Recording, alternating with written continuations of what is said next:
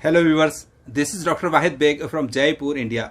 आइए आज बात करते हैं यूनानी इलाज के एक तरीक़े के बारे में, एक उसूल के बारे में, कॉन्सेप्ट के बारे में। नुज़ुज यानी मुनजिज। आज हम बात करेंगे मुनजिज सफ़रा के बारे में। जैसा कि आपको मालूम है, खिल्त 4 होती हैं: खून, बलगम, सौदा, सफ़रा। खून में नुज़ुज की ज़रूरत नहीं होती। खून को मुअद्दिलात के ज़रिए नॉर्मलाइज किया जाता है और उसका इलाज किया जाता है, जबकि बाकी 3 खिल्तों का नुज़ुज होता है। हालांकि सौदावी और बलगमी अमराज में नुज़ुज लाजमी होता है और सफ़रावी अमराज में बहुत सारे केसेस में नुज़ुज ज़रूरी नहीं होता। सिर्फ मुबर्रिदात या मुअद्दिलात से अमराज ठीक हो जाते हैं, लेकिन अगर ज़रूरत महसूस की जाए तो मादे में नुज़ुज देना यानी सफ़रा में नुज़ुज देना अच्छा माना जाता है। हर खिल्त के अपने कुछ उसकी तेज़ी, उसकी गिल्ज़त, उसकी रिक़्क़त, उसकी क़ुव्वत, उसकी मिक़दार के लिहाज से हर खिल्त के लिए नुज़ुज के कुछ दिन मुक़र्रर हैं। हालांकि उसमें मरीज़ के हिसाब से, उसकी मर्ज़ के हिसाब से, उसके क़वा के हिसाब से, तबीब की मर्ज़ी से कुछ तरमीम की जा सकती है। आम तौर से सफ़रा के लिए 3 दिन, 5 दिन या ज़्यादा से ज़्यादा 7 दिन, जबकि उसके अंदर बलगम भी मिला हुआ हो तो 7 दिन लगते हैं, वरना आमतौर से 3 दिन या 5 दिन काफ़ी होते हैं। सफ़रा के लिए एक लंबी फहरिस्त है जो नुज़ुज के काम में आती हैं, ऐसी अद्विया की। लेकिन आम तौर से जो सफ़रावी अमराज के लिए एक नुज़ुज का नुस्खा है, वो जो आम तौर से चलता है, उसमें गुल बनफ़शा, गुल नीलोफ़र, गुल सुर्ख, मको, तुख़्म खासनी, शात्रा, तुख़्म ख़त्मी, उन्नाब, ये चीज़ें आमतौर से सफ़रावी अमराज में कुछ दवाओं की मर्ज़ के हिसाब से एडिशन और रिडक्शन के हिसाब से काफ़ी होता है। तरीक़ा वही रहता है, इन दवाओं को 5-5 ग्राम लेकर के और उन्नाब 9 दाने और बाकी दवाएं 5-5 ग्राम लेकर के रात को भिगो दी जाती हैं गर्म पानी में। सुबह उबाल करके वही पानी को आधा कर और मसल कर छान लिया जाता है। छान कर उस साफ़ पानी में तुरंत जबीन अगर अवेलेबल होती है तो 40 ग्राम उसको उबाल करके इसके साथ छान लिया जाता है, और नहीं तो गुलकंद या फिर खमीरा बनफ़शा 40-40 ग्राम, जो भी हो, तीनों में से एक चीज़ लेनी है, 40 ग्राम लेनी है। वो शामिल कर करके सुबह के वक्त पिला दिया जाता है और 3 दिन, 5 दिन या 7 दिन जैसी ज़रूरत हो उसके बाद मुसहिल दिया जाता है। मुसहिल की भी कुछ अपनी दवाएं होती हैं मर्ज़ के लिहाज से, मरीज़ के लिहाज से। मुसहिल का चैप्टर हम बाद में बात करेंगे, फ़िलहाल हम मुंजिज़ की बात कर रहे हैं। तो इस तरह से जो गर्म अमराज हैं या सफ़रावी अमराज हैं, उनमें मुंजिज़ इन अद्विया का आम तौर से दिया जाता है। अब एक सवाल उठता है कि ये सफ़रावी अमराज कौन से हैं? देखिए, सफ़रा का मिजाज गर्म व खुश्क है, इसीलिए इसकी वजह से होने वाले अमराज जो हैं वो गर्मी व खुश्की पैदा करेंगे। और गर्मी का एक 2 ख़ास बातें हैं, एक तो खुश्की पैदा करती है गर्मी, दूसरी जलन पैदा करती है। तो इसलिए जिन अमराज में खुश्की पैदा होती है, गर्मी होती है, जलन होती है, वो आमतौर से सफ़रावी अमराज होते हैं। जैसे वर्म जिगरहार, हेपेटाइटिस। एलोपैथी में इसको डिफ्रेंशिएट नहीं किया जाता, हमारे यहाँ तकरीबन हर वर्म को डिफ्रेंशिएट किया जाता है, वर्म हार और वर्म बारिद के नाम से, या वर्म सफ़रावी और बलगमी के लिहाज से। तो वर्म गुर्दा, वर्म जिगर, वर्म तिहाल, वर्म मैदा, वर्म अमा, ये सारे जो वर्म हैं, जो इन्फ्लेमेशंस हैं, इनको जो सफ़रावी हैं उनके लिए, या नज़ले हार है, या सफ़रा की खुश्क खांसी है, या सफ़रावी सर का दर्द है, यहाँ तक कि चक्कर, वर्टिगो जो सफ़राव की वजह से होते हैं उसके लिए, या इसी तरह से और बहुत सारे अमराज हैं जिनमें कि हम ये मुंजिज़ इस्तेमाल करते हैं। एक लंबी फहरिस्त है अमराज की भी जिनको आप पहचान सकते हैं, फिल वक्त उनका सबको याद करना मुश्किल है। तो जो सफरावी अमराज होते हैं, गर्म मिजाज के अफराज होते हैं, उनमें इस तरह का ये रुजुस दिया जाता है।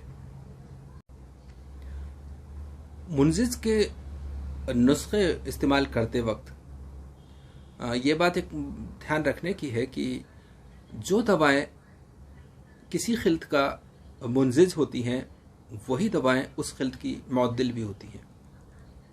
यानी कि वो दवाएं उसी खिल्त में नुज़ुज़ पैदा करती हैं, उसको काबिल इखराज बनाती हैं, और वही दवाएं उसको तादील भी करती हैं, नॉर्मलाइज भी करती हैं। इसको अब हम अगर तिब्बी ज़ुबान में, तिब्बी नज़रिए से कहें तो यूँ कह सकते हैं कि जो अदवियाँ हैं जिनको हम मुंजिज़ के तौर पर इस्तेमाल कर रहे हैं, वो दवाएं जो खिल्त, चाहे वो सौदा है, सफरा है या बलगम है, कमियत के एतबार से, मिकदार के एतबार से बढ़ गई थी, उसको नुज़ुज़ के ज़रिए खारिज कर दिया जाता है। और जो उस खिल्त के गलबे की वजह से उस उज़ू में जो हरारत, कैफियत उसकी सूए मिजाज में तब्दील हो गई थी, जो कैफियत में तब्दीली आ गई थी, जो हरारत पैदा हो गई थी, अगर सफरा है तो, और बलगम है तो बरूदत पैदा हो गई थी, इस तरह से उस खिल्त के एतबार से, तो उस कैफियत को नॉर्मलाइज कर दिया, मुअद्दिल कर दिया। तो इस तरह से वो दवा तादील भी करती है और नुजुस भी देती है और मादे का अखराज करती है। तो इस तरह से ये दवाएं अपना काम करती हैं। और मुंजिज का जो उसूल है, जो तरीक़ा इलाज है, यूनानी का एक बहुत ही इम्तियाजी तरीक़ा इलाज है, बहुत स्पेशल स्पेसिफिक तरीक़ा इलाज है। तो डियर व्यूअर्स, इस सिलसिले को हम इंशाल्लाह जारी रखेंगे और सारे जो खिल्त हैं उनके मुंजिज के बारे में बात करेंगे, फिर मुसिल के बारे में बात करेंगे और इंशाल्लाह मुस्तहकम मिजाजी का मुज़ाहरा करेंगे, उम्मीद है। फ़िलहाल बात करते हैं हमारे कुछ व्यूवर्स के कमेंट्स की। वाकई बहुत दिन हो गए हैं और लाजमी है कि उनके कुछ सवालों का जवाब दिया जाए जितने फ़िलहाल मुमकिन होगा मैं, और नेक्स्ट टाइम से और इसको ज़्यादा ध्यान रखा जाएगा। तो फ़िलहाल देखिए, एक हज़रत ने ख़मीरा अबरेशम और ख़मीरा अबरेशम हकीम अरशद वाले के दरमियान फ़र्क मालूम किया है, कौन सा अच्छा है। इनफैक्ट ख़मीरा अबरेशम सादा जो है वो एक सिंपल ख़मीरा है, और ख़मीरा अबरेशम अरशदी जो है वो आप यूँ कह सकते हैं फोर्टिफाइड है, फोर्ट है, ज़्यादा मौसर है। तो आप इस तरह से डिफरेंशिएट कर सकते हैं कि कम अगर मर्ज़ है, कम ज़रूरत है तो आप सादा इस्तेमाल कर सकते हैं, और अगर ज़्यादा ज़रूरत है, ज़्यादा तासीर वाला ख़मीरा चाहिए तो फिर आप ख़मीरा हकीम अरशद वाला इस्तेमाल कर सकते हैं। दोनों के अफ़ाल व ख़ास, दोनों के एक्शंस तकरीबन एक से हैं। अब हमारे एक साहब ने जवारिश ज़रूनी और माजुल फ़लसफ़ा के बीच फ़र्क मालूम किया है। सवाल तो बहुत अच्छा है, लेकिन इसको अगर पूरी तरह से समझ लिया जाए तो बहुत बेहतर होता है। देखिए, जवारिश ज़रूनी और माजुल फ़लसफ़ा दोनों के अफ़ाल व ख़ास, दोनों के एक्शंस तकरीबन यकसा हैं, लेकिन फिर भी इनमें जो एक फ़र्क है वो ये है कि जब हम ये देखते हैं कि पेशेंट्स में बलगम की वजह से, ठंड की वजह से, तरी की वजह से आसाब में कमज़ोरी हो गई है, उसका इफ़ेक्ट, मर्ज़ का इफ़ेक्ट आसाब में पाया जा रहा है, चाहे वो आसाब मसाना हो या आसाब गुर्दा हो या आसाब जिगर हो या आसाब दिल दिमाग की ताकत जब जहाँ ज़रूरत होती है, लेकिन हम आसाब में जब तक़वियत देना चाहते हैं, नर्वस सिस्टम को जब हम समझते हैं कि वो तरी या उसका इफेक्ट नर्वस सिस्टम पे हुआ है और नर्वस सिस्टम की वजह से वो बीमारी, मान लीजिए मरीज़ पेशाब बार बार कर रहा है इसलिए कि उसका नर्वस सिस्टम जो है वो प्रॉपर काम नहीं कर रहा है, उसमें सर्दी ज़्यादा हो गई है इसलिए वो कर रहा है, तब हम माजून फ़लसफ़ा का इस्तेमाल करेंगे। लेकिन अगर यही पेशाब बार बार किसी पेशेंट को आ रहा है और वही वजह सर्दी ही है, लेकिन वो सर्दी मसाने में हो गई है, यानी कि ऑर्गन में हो गई है, तो हम यूँ कह सकते हैं कि जब बीमारी किसी ऑर्गन में होती है, बलगमी अमराज की बात कर रहे हैं, दोनों ही गर्म हैं इसलिए हम, तो चाहे वो जिगर हो या गुर्दा हो या मसाना हो या दिल या दिमाग हो या जहाँ जहाँ आप इसको इस्तेमाल करते हैं, तो जब कमज़ोरी उज़ू में आ गई है, ऑर्गन में है, तब हम ज़रूरी इस्तेमाल करते हैं। और जब उस सिस्टम नर्वस सिस्टम में जो प्रॉब्लम आई है उसकी वजह से, तब हम माजुन फलासमा इस्तेमाल करते हैं।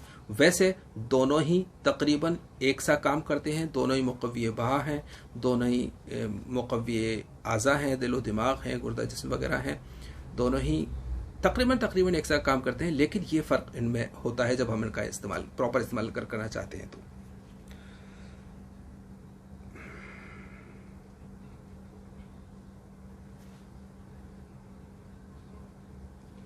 एक साहब ने इसी तरह से ज़ूफ़ा मुरक्कब और ज़ूफ़ा सादा का फ़र्क होता है। तो बहुत सिंपल सी बात है कि ज़ूफ़ा सादा है, सिंपल है। जब कम मर्ज़ होता है तो हम ये इस्तेमाल करते हैं।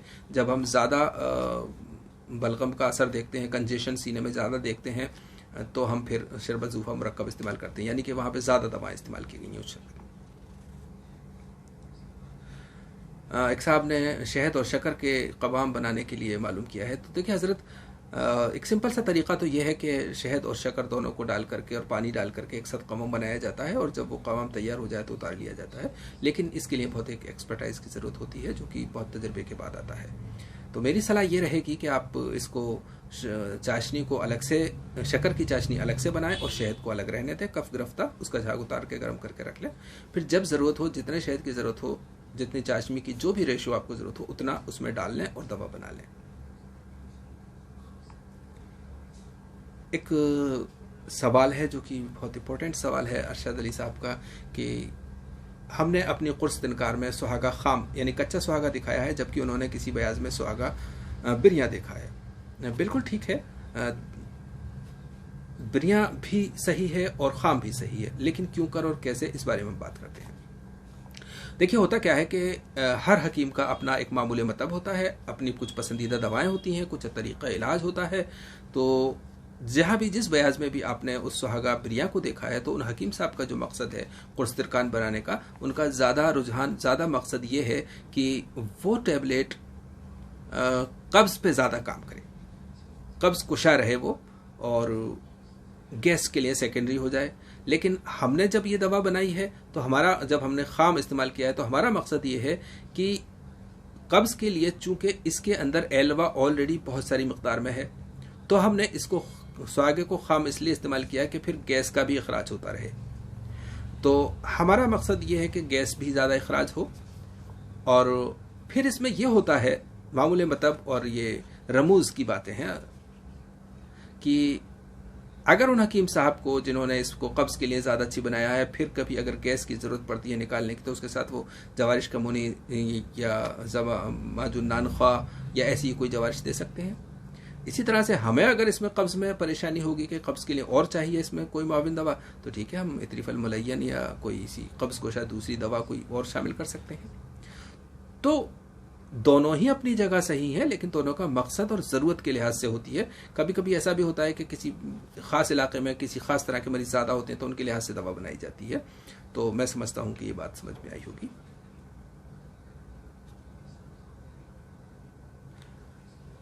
अल्ताफ़ साहब ने मालूम किया है कि दवाओं को ग्राइंडर में ग्राइंड किया जा सकता है, कि जी हज़रत बिल्कुल किया जा सकता है, बिला खौफ व ख़तर किया जा सकता है। ग्राइंडर में इस्तेमाल करने के बाद जब दवाओं के असर पर किसी तरह का कोई फ़र्क नहीं पड़ता, उतनी ही मौसर रहती हैं, मुफीद रहती हैं। आप ग्राइंडर में अपनी दवाओं को आराम से खरल कर सकते हैं, पीस सकते हैं, ग्राइंड कर सकते हैं, और जिस तरीके से भी इस्तेमाल करें आप इस्तेमाल कर सकते हैं।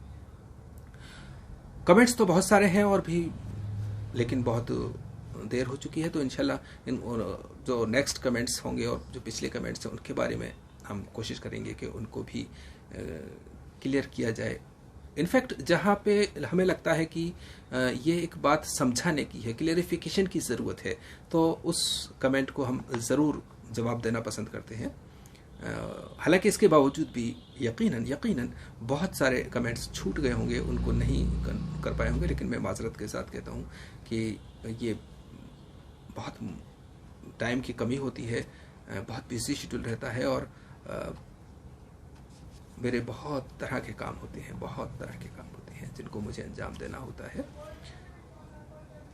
वक्त के साथ इंशाल्लाह वो सब सामने आएंगे।